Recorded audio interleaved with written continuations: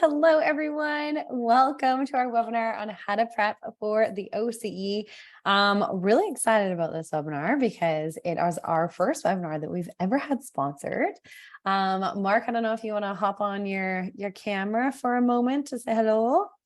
Hey, Mark. Hey, Kate. How are you? Perfect. I'm wonderful. Thanks so much for coming and meeting all of us physios here. I know you've been very you start to learn a lot about physios, obviously, through everything that you've been doing. Yeah, we're really excited to be here and sponsor some great stuff that I'm sure you'll get into the details of, and talk just a tiny bit about Curv. Awesome. Okay, well, we're going to pretty much dive right into things because I want to give as much time as possible to all the important things. But before we get too far in, I just want to get a little bit of an introduction to see who's here, and then we'll do a little bit of introduction to us. So in the chat box, if you can, could you please type in which province you live in? Don't type it yet. And then what date you have for the OCE. And if you don't have one yet, type a question mark. Okay, Ontario, October, Ontario, question mark, March, question mark, October, March. A lot of question marks, no date. Okay, can I ask why so many question marks? Have you just not received a confirmation or you haven't applied? What's the dealio? Wait for someone to, haven't registered, just wrote the PC. Hello, Tessa. Haven't applied, will do. Have not applied. Okay, so it just seems like it's a thing about applying there. So, okay, no problem. All right, well, let me do a quick little introduction for myself. So who here is new and who here is a vet and you've been here before? Vet new. Hello, Annie. Hello, Jess. Love seeing some new faces. And then the rest are just silent. There we go. I've been here before. New. Oh, lots of new people. Okay, then I really need to introduce myself. Just the crazy person talking on the other side. Okay, well, my name is Caitlin Proctor. I am a physio trained at a UBC. I graduated what seems like, well, no, it really was a decade ago. I graduated in 2013. And my main role within physio is just helping physios pass their licensing exams, as well as the clinical director at 2 clinics and just helping people kind of find their skills and their way as a physio. But yeah, my true passion is just helping people get into the profession. And in Canada, we need physios so bad. So if anyone is joining us from outside of Canada and you're kind of on the fence of whether or not to come, hopefully between Mark and I, we're going to tell you about all the good things and you're going to come to Canada and work as PT. Okay, so that's a little bit about me. I'm going to throw it over to Mark. So he's going to do a little bit of an introduction to himself. And then towards the end of the webinar, we're going to do a bit of a demonstration and a bit more of an explanation of Curv. But yeah, I'll pass it over to you. Do you want control of the slides, Mark? Yeah. Sure. Okay. Yeah, I think I can share my screen here. Okay, perfect. Take it over. It'll stop you sharing screen. Good. Okay. Well, hello, everyone. My name is Mark. I'm one of the co-founders of Curv Health. We're a Canadian company, so we have offices in Toronto and Halifax. We help allied health care providers, mostly physiotherapists, but we do have a range of mental health care providers, nutritional health care providers across Canada and the US build their own practice. Our story is actually started as a tech company out of the University of Toronto. We've raised over $7 million to build out a remote monitoring platform, specifically using computer vision on any standard smartphone. So if your patient or client has access to a standard iPhone or Android phone, they can actually record themselves using AI that will walk them through a series of exercises and activities. That video is sent to you as the healthcare provider to do an analysis on. We provide some high-level summary metrics of how many reps they completed, what range of motion they achieved across an array of different computer vision assessments. But you as the provider are using that as part of building your care program and part of progressing them through a treatment plan. In addition to that, we ended up building out a whole set of clinic tools. So if you've ever used something like Jane or any other practice management set, you'll be very familiar with what's in here. The ability to message, to send to do HIPAA compliant and PIPEDA compliant video calls, charting, scheduling, billing, payment processing, and everything else you need to set up your own clinic. You can set your own hours and your own rates. We auto-generate a website, a booking lead, and so much more if you check out the app. We're one of the only free practice management solutions that's also PIPEDA and HIPAA compliant for Canadian and US folks. And we include a marketplace where new patients can find you and connect with you in your province to help providers like yourself start your business. I won't go through the whole thing here because I think we'll have some time at the end, but wanted to show off a little bit about what makes us different from something like a Jane. Obviously, the free aspect is huge. We take a small percentage, 7% of the bill, but there's no monthly, annual, or any hidden fees. And we really enable care providers to do things like how they would as an internet provider, right? There's messaging, sleep tracking, beautifully designed apps that you can deliver a great care experience on. We have thousands of care providers using our app all across Canada and the US, and we're just about launching a new version of our web app for providers, but you'll see here some pretty interesting stuff. I don't want to take up too much of your time. I'm going to stick around to the end. So if there's any questions about Curv, often we get questions, hey, what if I'm not fully registered? You can come on as actually a coach or a personal trainer, an unregistered care provider. And then once you get your registration, once you get all the way through as a practicing physiotherapist, we can switch you over to that account. You can keep all your charting notes and everything in progress notes as you go. Yeah, I think that's kind of what I wanted to highlight about Curv today. Thank you for listening as well. And thanks, Caitlin, for having us. Okay, down to the OCE. Has anyone here taken the OCE before? No, not yet. Okay, cool. So there's no one that has done it before and is joining me. So before we dive into too much about the OCE, I do want to let you know that for our courses, for both of our iterations, I think we've had 3 groups of students go through now. In total of like the hundreds of students that we've had go through, I think we've had 3 people fail. So we have, I think it's about a 99% pass rate at this point. So it's incredibly high. So I really hope that gives me a bit of street cred. So you trust what I'm saying here. But anyways, let's go into it. What the heck do we know right now about the OCE? So we have seen some past exams. We know that we have our next exams coming up in October, January, March. Thanks, Annika.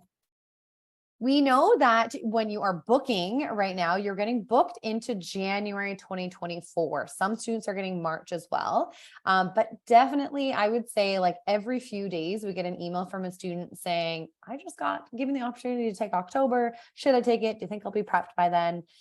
So I would definitely, if you're wanting to potentially take it earlier and you're like annoyed that you can't get January, or you can only get January, March, definitely try registering now. And then you can always pick an earlier exam date if they give it to you. Alrighty.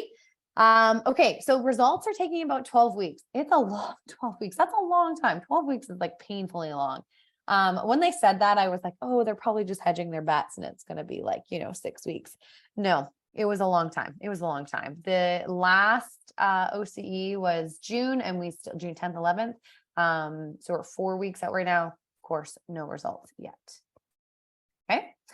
Okie dokie. So let's keep going. So we also know that the current OCE is based off of the blueprint and essential profiles. If you don't know what those are, this is what they are.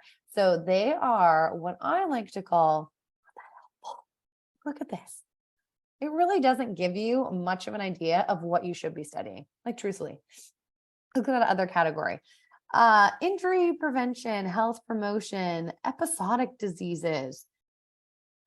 Like it doesn't give you much, but this is what you are kind of given as far as topic wise. And this blueprint is what you use when you prep for the written too, which if you used it for the written, you know how helpful it was too, right? Okay. And then we have our domains. So domains are there and you can see the domains. I put this one here because I feel like this is maybe one of the more easier ones to understand.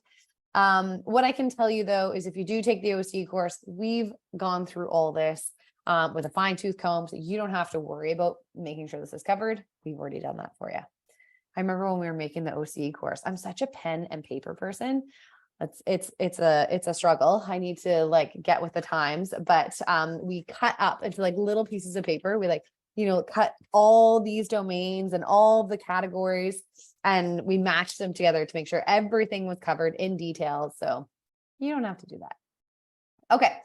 We know that the exam right now is a 2-part exam. So you have part 1, which is 2 cases. And at least one of those cases is going to be MSK. Okay, so that's part 1. It should be about an hour and a half of the exam. Then you have part 2. Part 2 is 11 vignettes. Okay, and again, that should be about half of the exam. Now, for these cases, part 1, there will be 2 case studies and they'll be presented on 2 different clinical and practice scenarios. I'm going to show you the practice scenarios that were given by the Ontario College on their website. However, I want to let you know that we are definitely getting some feedback that the cases are long. And I don't mean like a little bit long. I mean crazy freaking long, like upwards of 2 to 3 pages worth of reading that you need to do. Then you get 5 minutes to prep, and then you have to give your answer. I don't know about you, but I'm not the fastest reader. I feel like I go through things purposely. It would nearly take me probably 3-4 minutes to read 2 to 3 pages. And that only gives you like 1 or 2 minutes left to prep. So tough. This is tough. This is really, really difficult. This is tough news. I definitely have been encouraging our students to contact the college after they did their exam with any concerns that they had about timing. I would say across the board, timing is a huge issue. It's very rare that people were actually able to finish the entire exam. So we have kind of adapted our course to definitely make sure that students are working on timing and pacing right from the start of studying. But yeah, big cases.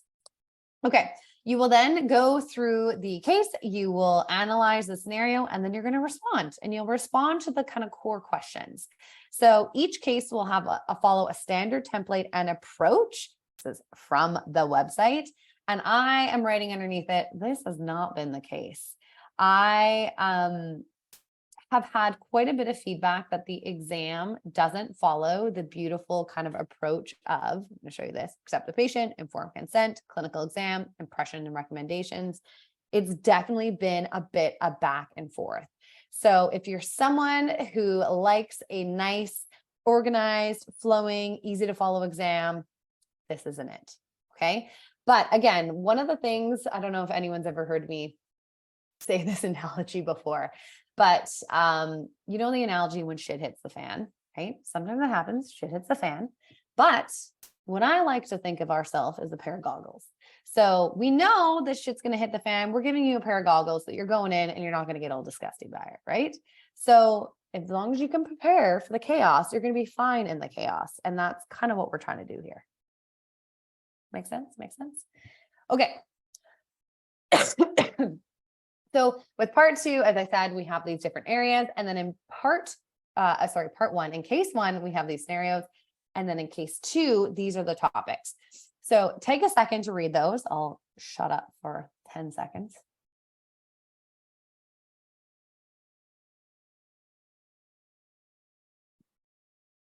Okay. 10 seconds-ish.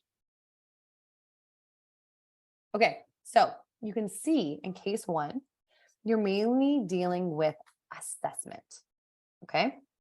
In case 2, you're mainly dealing with treatment. And we'll break these down a little bit more, but definitely across the board, students are struggling with case 2 quite a bit, okay? When they come to us, not after they leave us. All right, the other thing you want to think about is sometimes you're actually given a little bit more information during the case.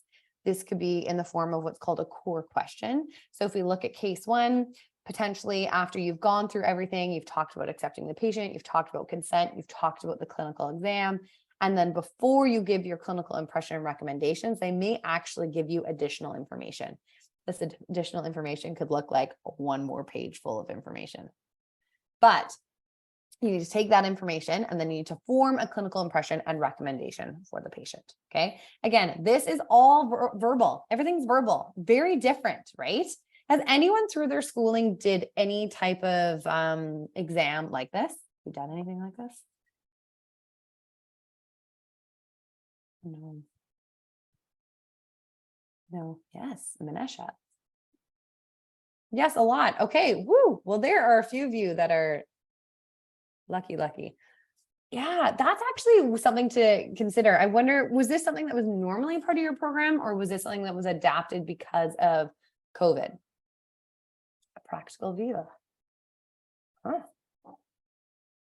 COVID, normal about a program. Very interesting. Okay. Let's get a number out of 10.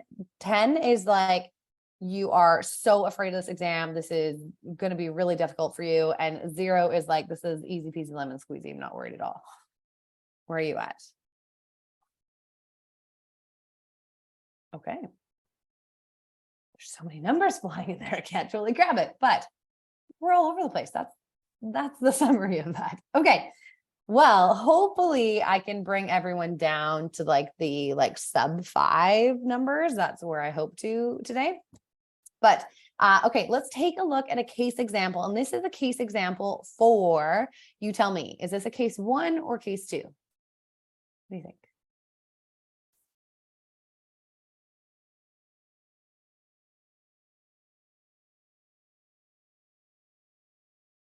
Yeah, case 1. So take a little bit of a look at this, have a read. The college did not give an answer key to this. I can tell you, if you are in the course, we made up an answer key for this. So that is there. You can go check it out. But yeah, this is the example that they gave you. They are also in this giving you examples of probing questions. So you can see here the probing question, or the main question, what we call the core question. So core questions are totally standardized. Everyone's going to get asked them. And that is, for this case, describe the steps you would take to conduct the assessment. Okay. Now, there is also something called probing questions or follow-up questions. Now, follow-up questions or probing questions, I'm going to call them probing questions. So probing questions are used to help you. They don't take away marks by asking you them. They're purely there to kind of gain more information, or probe you, if you will, to gain understanding of kind of your clinical reasoning and logic to maybe an answer that you gave. And they've given some examples here. What is the most important? Objective information. Why is this information important? How would you determine a patient's level of discomfort? So again, these could be asked, and I will tell you that students have definitely said these questions are helpful. They can kind of guide you a little bit, and you are kind of forced to give information based on the question that they asked. So probing questions are not bad, not a bad thing. I mean, in a perfect world, it'd be nice to just bang out the answer and you didn't even need to be told a probing question, but don't stress if you are asked a probing question. Okay, so gone over that practice example. So what do you need to know for part 1? So you absolutely need to know content from any area of physio. We're talking like blueprint, all those domains, all of that is examinable. Well, it's a lot, right? So there is definitely a benefit of like riding the momentum of doing your written and just like crushing right into this OCE. It is almost more of a theoretical exam than a clinical exam, I would say, because you need to be so tight with the information and be able to verbalize it rather than be able to like use your hands to figure it out, right? So if you leave here and you've passed your written and wondering whether or not you should sign up for the OCE, I definitely would do it right away. Sign up, get your name on the list. You probably won't be given January or March anyways, so just get going. Okay. As you said, there's an incredible wide range of materials that could be tested. You are going to have a focus on understanding pathologies and how you would treat them and your clinical reasoning. So remember in that probing question that we just went over, why is this information important? That question is a key question that apparently is asked a lot.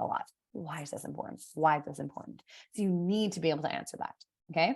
Now, for those of you who maybe were trained in a COVID era where there wasn't a ton of hands-on skills in your program, or maybe you went to school in a country where you fear that the hands-on skills maybe aren't as similar to Canada's, don't fret. You don't have to show hands-on skills for this exam. Exciting, kind of, maybe. You need to describe what you would do, but you don't actually have to go and give like a perfect grade 4 mobilization. You don't have to do that. You have to explain why you would or when you would, but you don't actually have to have that clinical skill of doing it. Does that make sense? Can I get some like yeses, got it, makes sense? Yes. Yes, with an exclamation mark, Jeff. Love that. Understood. Yep, definitely. Juliana, love you. Okay, wonderful. So let's keep going here. So with case one, what you need to do, this is what I absolutely need everyone to do. And I will just like throw in this little thing. When I say you need to, if you're in the course, we do this for you. But if you're not in the course, this is what you need to do. Okay. So you need to create a comprehensive review of each of the examinable pathologies. So what does that look like? You need to take a pathology. So let's take the pathology of pulmonary fibrosis. And you need to know the key information that could be presented in the case that would either make you think, ooh, they may have pulmonary fibrosis, because they might not tell you. You need to give your clinical impression and recommendation. Or they give it to you and you need to kind of understand what are the key issues that you can formulate a proper treatment plan for that patient. Okay. So you absolutely need to know the key information about that pathology. Then you need to know what additional information would you ask during a subjective exam. And I'm going to show you an example of this with pulmonary fibrosis. So just stick with me. Then you need to know additional information that you should be gathering during your objective exam. And then last, you need to know your approach to treatment with safety considerations with this disease. Okay. So let's go over an example here. So this is the online classroom. Just make sure there's no volume. So this is the online classroom. You can see all the pathologies there on the side. If you look at just MSK alone, there's 54. There's a ton of pathologies. We cover honestly everything here. We go into cardiorespiratory. We'll go down to our pulmonary fibrosis in the classroom. So click on that and you can see here is the key information that is going to be presented or could be presented in the case that you need to gather. Okay. So a little bit of an explanation of like what the disease is, signs and symptoms that would point to the fact that it is pulmonary fibrosis. And then you have this additional information that you would gather in your subjective and your objective. So I'm going to talk to you a little bit about why we're saying additional information. But the big thing here is that if we go back to our, there we go. So if we go back to our subjective, the reason why I say this is because we give you a subjective history framework to follow. I'm all about frameworks, like do it once, stick to that, and you just do that for every single case you do. So much easier than being like, what do I do? What do I do? You just stick to a framework the entire time. I'm not going to give you that framework right now, but I will tell you, you have a framework that you use. And then based on the pathology, there's certain extra things you would ask. So for example, you would go through your subjective history when talking to this patient, and then you would also add into our templated or framework, you would then say, okay, do you have any supplementary oxygen requirements? Okay. But here's the beautiful thing. For the subjective history, we actually have one framework for all of the pathologies, like literally everything, which is really cool. It's a really great framework. For the objective framework, we have different ones depending on if it's MSK, cardiorespiratory, or neuro. Okay. So for example, in this one, you would be doing a cardiorespiratory framework for the objective exam. And the one thing we'd want you to add here is we would want you to add assessing thoracic range of motion and chest expansion. So in other words, that's not in the cardiorespiratory framework we give you, but you would need to do it for this specific pathology because we know it's a restrictive lung disorder, right? We need to get these measurements to see how they're doing. And so that's why we would include it there. Does that make sense? I see some really lovely words in there. Great. Wow. Super. Perfect. Okay. So we keep going here. Then, so that's kind of case one, right? Case one is dealing with all that assessment. Then we go into our case two and we're dealing with treatment. So you can see it's all there for the pathology. You know exactly what you're going to be doing. And we also talk about some safety considerations, right? Things that you would talk about that you would be including in your treatment plan, right? Monitoring their O2, avoiding overexertion. Now you can see we do this for every pathology. Like this is cystic fibrosis. It's a ton. This is all done for like hundreds of pathologies. This is all done for you. You just have to stick to this. Make sense? Okay. So yeah, really important just to make sure that when you're going through this information, you stick to frameworks. So I'm going to show you in this little video here, a little bit of what we do. So let's fast forward this. Okay, so in that subjective assessment, click there. We go over, as I said, exactly what you should be doing. So this is the objective assessment. So one of the things I want to show in the objective assessment is we say, why is this important? So remember that probing question that you may be asked about why is this important? So for every element of our frameworks, we also include a why is this important? Because you need to prep that answer. And seriously, the way to pass this exam is to have prepared or practiced for so many different scenarios. Okay, so that's the objective framework. Pretty easy. Awesome to follow.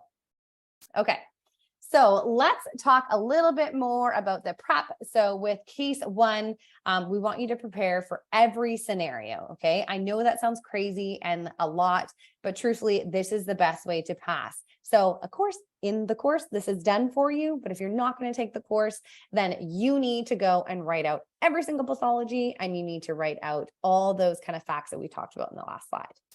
You also are going to want to figure out how are you going to conduct an MSK, a cardio, a respiratory, and a neurosubjective. As I said, we've created one, but if you're not in the course, you got to figure out what you're going to do for this, and you got to stick to it, and you got to practice, practice, practice to make sure that it is like, you know it like the back of your hand. That's such a weird saying. Like, I don't know the back of my hand. I have a fun little sunspot there. That's really it, but weird. So you need to have put the practice in now so that on the exam, it's like, boom, boom, boom. I've done this before. I know what I'm doing. You're also going to have to conduct an MSK, cardio, rest, neuro, objective history. Like, how are you going to do that? Again, it's done in the course, but if you're not in the course, this is the stuff you need to figure out now. Okay. Which special tests are you going to conduct? What outcome measures are you going to use? You need to practice verbalizing every single clinical decision that you are making and verbalizing. You need to understand your why.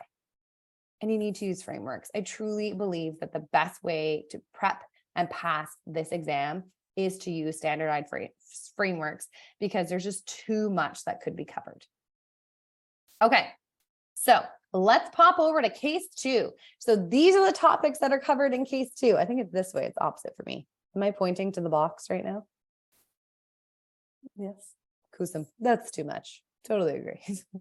Okay, so case two, all those questions are going to be what's asked. This is the section where candidates struggle a lot. So if you thought the last section was hard, honestly, I think students do fairly well at that. But developing a treatment plan and thinking ahead multiple weeks, looking at a case and seeing someone that has pulmonary fibrosis, an ankle sprain, issues at home with support, like real life things where you have this complex case, right? Like you don't just get a perfect cookie cutter one issue. Here, the patient hurt their MCL. Like that doesn't happen. You've got compounding issues of like, maybe they have a learning disability, maybe they have issues with support at home, like all these things. And you now need to figure out how you're going to create a proper treatment plan for this patient in 5 minutes. Right? And you need to read the question. So we have a little trick that will make this absolutely manageable for you. And I'm giving away a huge tip here. Okay. What you're going to do is you're going to create a problem list, and that problem list is going to be used to answer every single question in case two. Now, this is what I like to call my secret sauce. So I can't give all this away to you, but if you're thrifty, you can use that little nugget of information and you can figure out how you are going to use a problem list to just crush case two, or you take the course. Up to you. Okay. So also in part two, part two. So we've done part one. Part one is our cases, case one, case two. You've done that. And then you go on to part two. And part two is a short 1-paragraph situation where you'll have 11 of these. And then you're going to be assessed on the application of our professional standards, code of ethics, clinical reasoning. Okay. So here are the 11 topics that are going to be covered during the exam. So you're going to get a question on each of these. I will have a recording of this webinar, so if I'm going too fast with anything, you can listen to it all again. And here is the example that the college has on their website.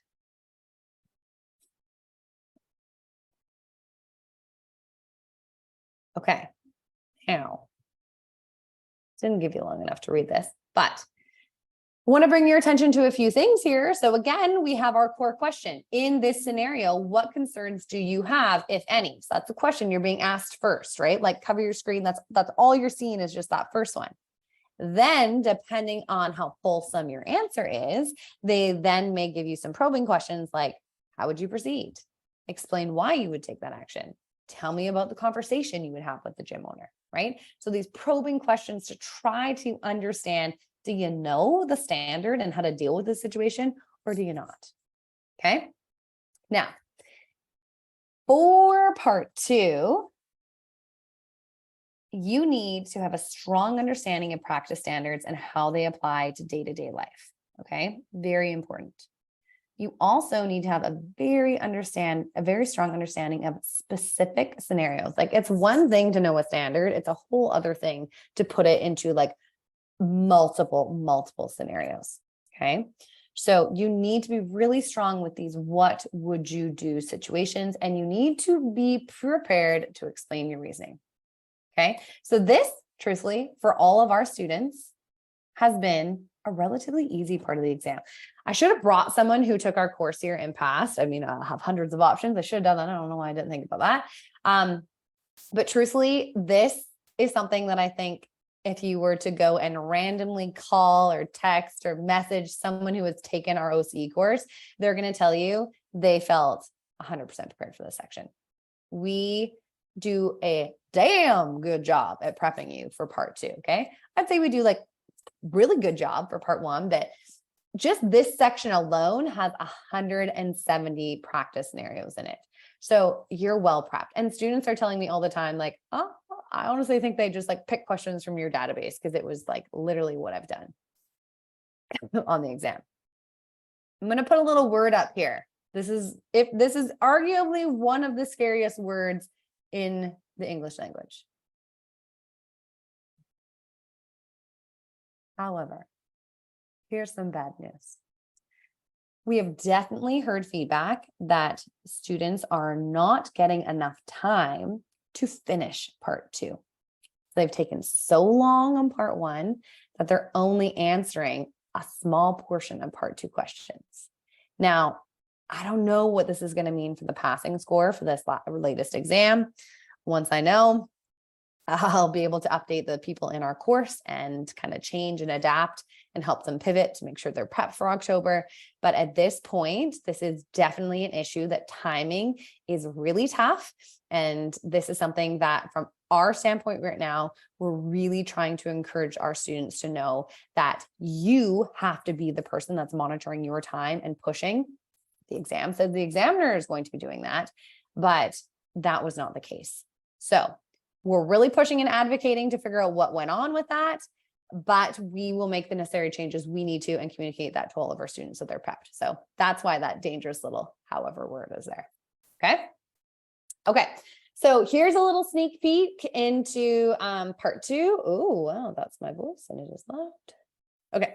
So here's part 2. You can see we break everything down for you. You can go and easily kind of see all the topics that are going to be covered. So you review the topic. Once you have reviewed the topic, you can go to the practice scenarios. I'm skipping in the video.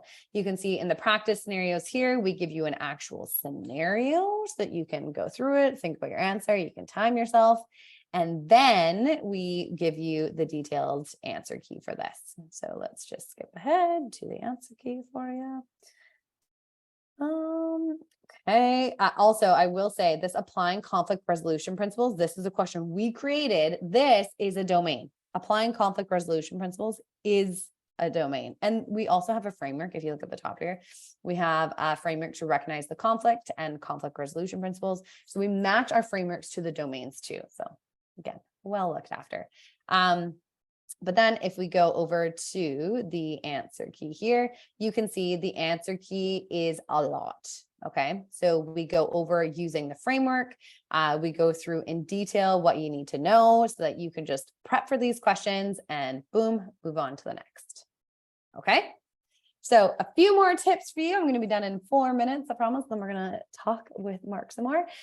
So some more tips, definitely start early. Right now, we do not have an end date for our OCE course. So if you register, say now, and you still don't even know when you're going to take it, we will ask you for your date. Just give us the last date, March, that's totally fine. And then what happens is that you will be able to access your course until then. And if you do have a later date, just message us and we'll manually extend you, okay? I also really encourage students who are working clinically right now to use the classroom to create what I didn't make this term up. It's called contextual learning or contextual knowledge. So what that is say in clinic, you go in and you work with a patient who has patellofemoral pain syndrome. You either, know that before and you're going to prep using the classroom to make sure you're doing good treatment for them. Or maybe at the end of the day, you go and you look in the classroom after you've treated them and you go and make these connections, right? You put the information in the classroom into a clinical context that means something to you. And you will remember that information so much better. Okay. So this is a trick. Start early.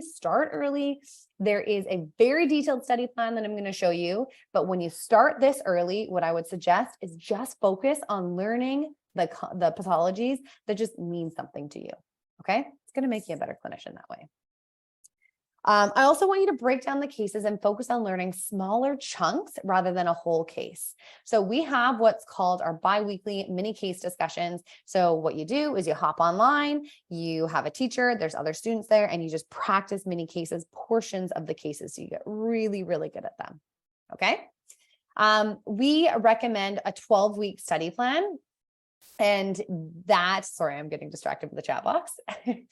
Many OC students suggested me for this course. Oh, that's so nice. Thank you. Okay, focus. I'm almost done. Okay, so we recommend a 12-week study plan for this course. That means if you start studying today, you'd be well prepared for October. I think that means you'd be ending about with like 2-3 weeks before your exam. So it's perfect. This is like a perfect time to start studying if you're doing October. That timing is not a coincidence. I picked the date for this webinar so that this is the time you want to start. However, many candidates opt for a longer plan. And so what I tell people to do is you can take the 12-week study plan, you can double it, make it a 24-week study plan by just taking twice as long to do each of the tasks. And that way you'll be well prepped for January if you need to. Okay, so this is a very unique exam format. You're gonna have to study, you're gonna have to really practice, but definitely just practice and study using our guide and you'll be okay. So this is the study plan. Oh, it's a lot. Oh, geez, listen to that. It's probably me like eating my popcorn as I do this. But you can see it tells you what you're doing every single day of the study plan. Okay, well, let's go back just so you can see. We don't actually ask you to do all the cases at the end. We do give you like lots of cases to work at the end, but we intertwine the pathologies as well as the cases that you're kind of getting this practice throughout. Okay. So again, this is based off of a 12-week study plan, and it also gives you quite a bit of time at the end. But yeah, you just download this, easy. We have a 12-week study plan, a 9-week, and a 6-week. So everything's here. You know exactly what you need to do to get yourself prepped. Okay, almost done. So in summary, the OCE prep course has part 1, a comprehensive review of the pathologies, strategies for each core question, practice cases with detailed answer keys. Part 2, you're going over a detailed review of each core professional standard or ethical topic. You have over 170 practice stations. And then you get your live one-on-one 3-hour mock that's closer to your exam. You also have the customizable study schedule, and then you have your bi-weekly case discussions. So that is everything I have for you today. And I am going to take questions about the OCE, but we're going to take a 10-minute pause here and we are going to talk to Mark. Mark, take over the slides whenever you're ready. But we're going to talk to Mark more specifically about Curv. Please, if you have any questions for me, as I said, just write them in the chat box. I'll hop back on in about 5-10 minutes and we'll answer all that. But no one leave. Stay tuned for the Q&A question at the end. So I wanted to show off a bit more of the product. And Kayla would love to talk to you about I'd love you to share like some of the details of like how we're working together. I will say, like, having done a lot of finance and investment prep, I would have loved to have a service like this. You're an excellent presenter and very articulate, and like that program looked really great. So that looked amazing. I wanted to show like a little bit more of our tech and like specifically what makes us different from other practice management virtual care solutions you might have used, where you simply fire up what looks like a Zoom call and there's no real additional extra features.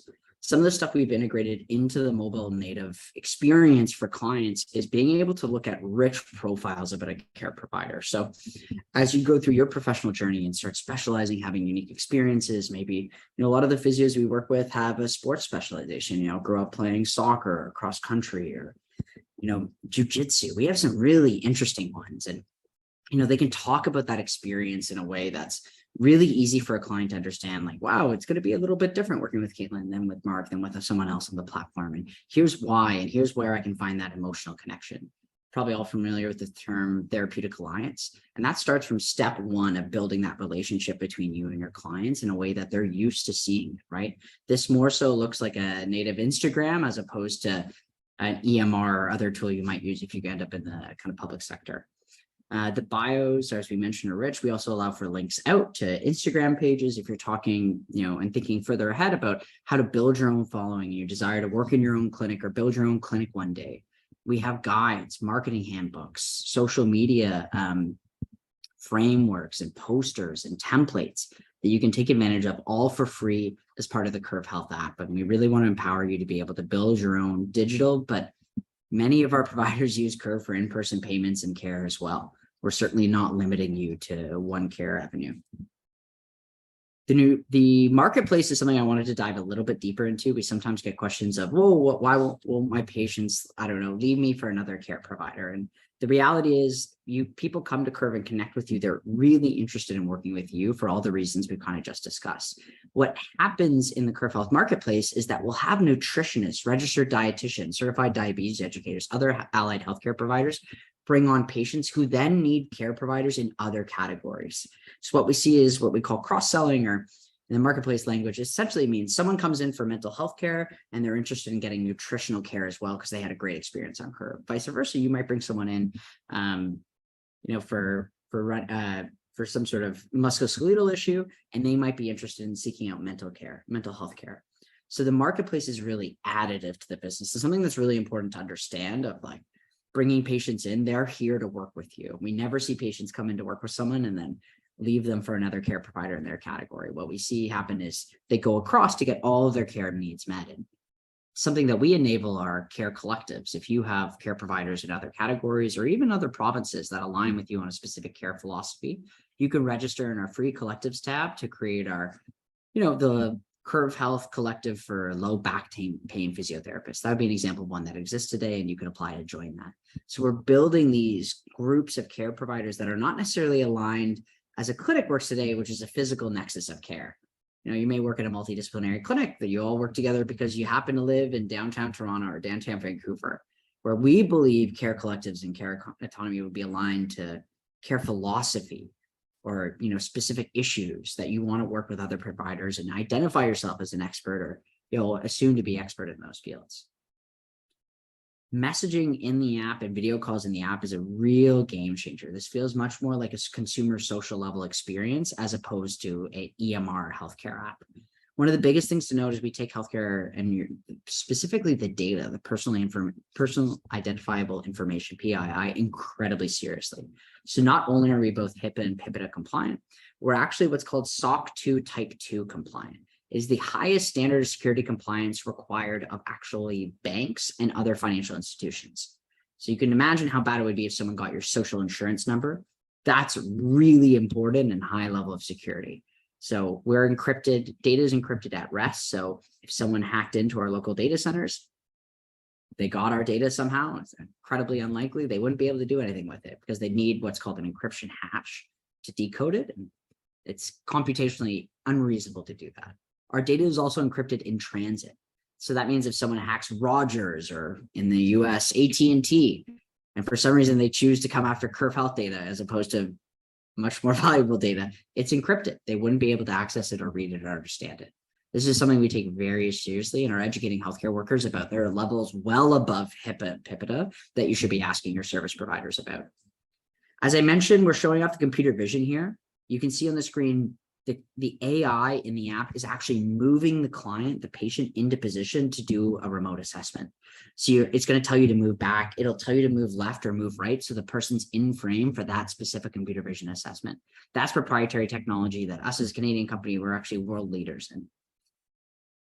It won't start the video until the athlete or the person here is entirely still. And then we'll record in real time. The client doesn't have to do anything. From there, we'll generate the metrics I was mentioning: range of motion, hip extension, hold times, reps. Everything is designed by our in-house physiotherapy and kinesiology team to be legible for you as future physiotherapists. Tracking data and integrating is exactly where we think the healthcare industry is heading. We pull in sleep data. So if your client has an Apple Watch or an Oura Ring or Whoop or any of the wearable devices that are growing in massive popularity and decreasing cost, that's great. We'll pull that data in. If they don't have access to wearable devices, we know lots of people don't. We actually track it based on when you put your phone down to when you pick your phone up. So if you're on your phone scrolling on Instagram, we know with certainty you are not sleeping, and we'll pull that data out and give it to the care provider. This is all patient-led. They opt into every single layer of this. And as I mentioned, we're incredibly cognizant of the security and compliance rationales. Thanks very much. I just wanted to share a little bit more about what the product looks like and how it's really quite different from anything you might have seen on the market today. I know, Caitlin, if you had any other questions or things you wanted to cover, but wanted to keep things nice and brief here. Yeah, that's awesome. Thank you so much. So freaking cool. I feel like a few of us were chatting in the chat box being like, whoa, so neat. Okay, well, I'll let other people ask questions. If you have questions, please type in the chat box. Maybe I'll get it started because I do have a few questions. So how do therapists gain patients? Like, how do you build up your caseload? Yeah, so there's two ways to the Curv Health platform. One is through the marketplace. We have thousands of clients online across, obviously, density depends on the province you're in, and we have more patients in places where more people live. That's probably not super surprising to anyone on this call. So the way we position it is the client marketplace is an additive to you and kind of your initiatives that you take to build your own roster, build your own relationships, and kind of get that ball rolling. We give you a great number of tools to really easily and take a lot of the friction out building your first we have a guide internally, like how to get your first 10 clients on your own. Those are things like social media posting, volunteering at local organizations, chatting with local family doctors. These are well-known referral sources for allied healthcare providers of all types. And we give you all the tools you need for that, including QR codes, booking links, private website, everything branded for you and talking about your background and your history. So we try to make it as easy as possible to kind of build that. And there's actually a tab in the app called marketing where all of this is stored. Really cool. Another question I had, I don't know if anyone's, okay. As Mita said, can we use Curv in other countries except US, other than US and Canada? That is a great question. Unfortunately, right now, because of the way we've set up the billing, it is just US and Canada, but we've received amazing attention from folks in the community and other communities around the world, and we are really excited to be able to offer that, but unfortunately no dates yet. Okay, so making the numbers all come together. So I register, it's free to register, and then I want to start taking a patient. Say I'm going to charge $180 an hour because that's what our college tells us to do. How much are you taking from that? So we take, and it's all over on our marketing and our pricing tab, we take 7% of only successful billing. So we only get paid when you get paid. Hence why we make all these marketing tools, all these website links, all these booking online calendars, all free, because we want to put ourselves exactly on the same side as the healthcare worker. And we don't want to be anywhere near where a traditional clinic would be in terms of take rates. Mm-hmm. I love that. Yeah, one of the things that got me so excited was when we kind of were initially meeting and chatting, you were talking about people kind of use this as a way to start and potentially move to like owning their own practice. And I love that because I talk to clinicians all the time who say they owned like multiple clinics in India and they come to Canada and they're just like stripped of their ability to work. or they don't have the social kind of connections or capital here to just be able to start a clinic.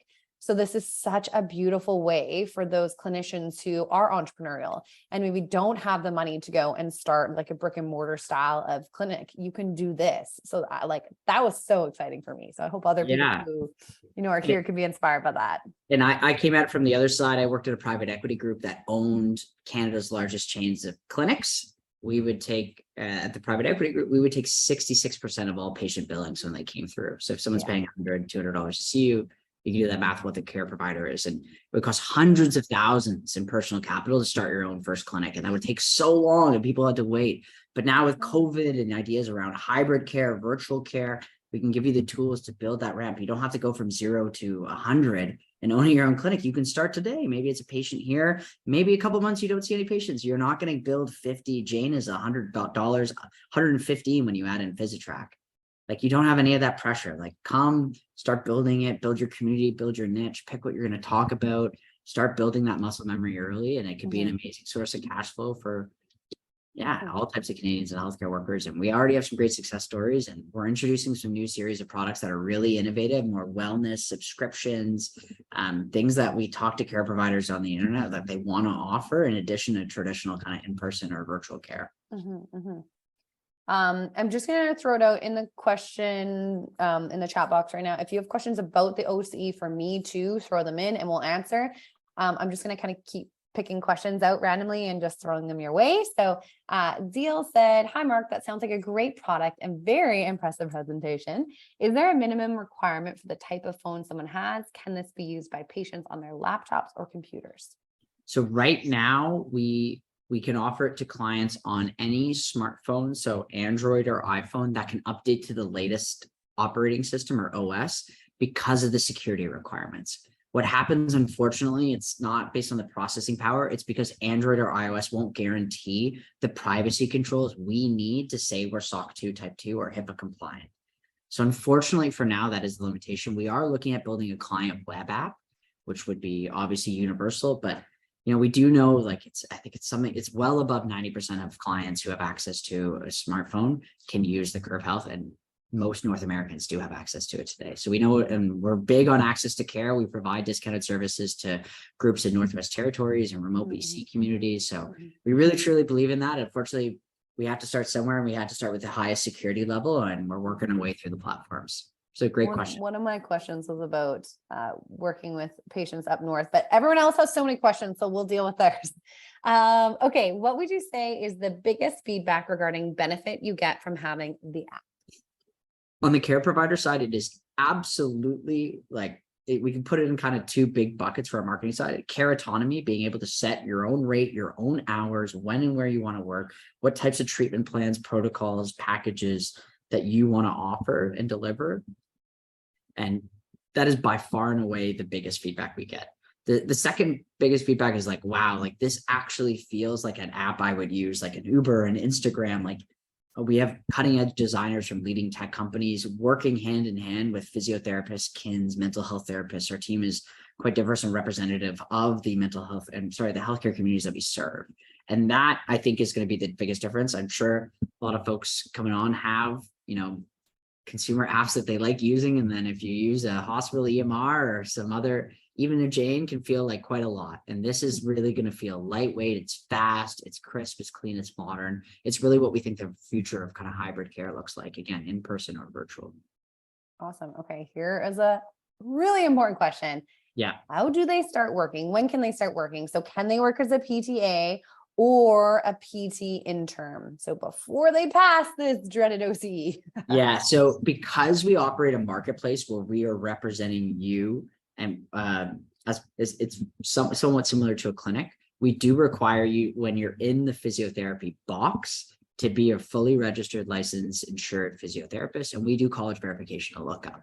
So obviously there's intern status won't be there. We need fully registered, qualified physiotherapists who do not require supervision. I saw that as a question there. That's a great question. It's something we are looking towards. It's very. We need to change that, Mark. I know, but it's so hard to do it well. We can change that. It's so hard to do it well with like your supervisor, and that relationship's so important. And like, yeah, we just we think tech can help a lot, but we want to be really careful about like making sure we're still giving patients the right oversight and giving you the right mentorship. So it is unfortunately not something we have solved for today. What we do have is a number of physiotherapists in training or going through their courses and check boxes, practicing as coaches. So we have an unregistered, anyone can come on and call themselves a coach within Curv.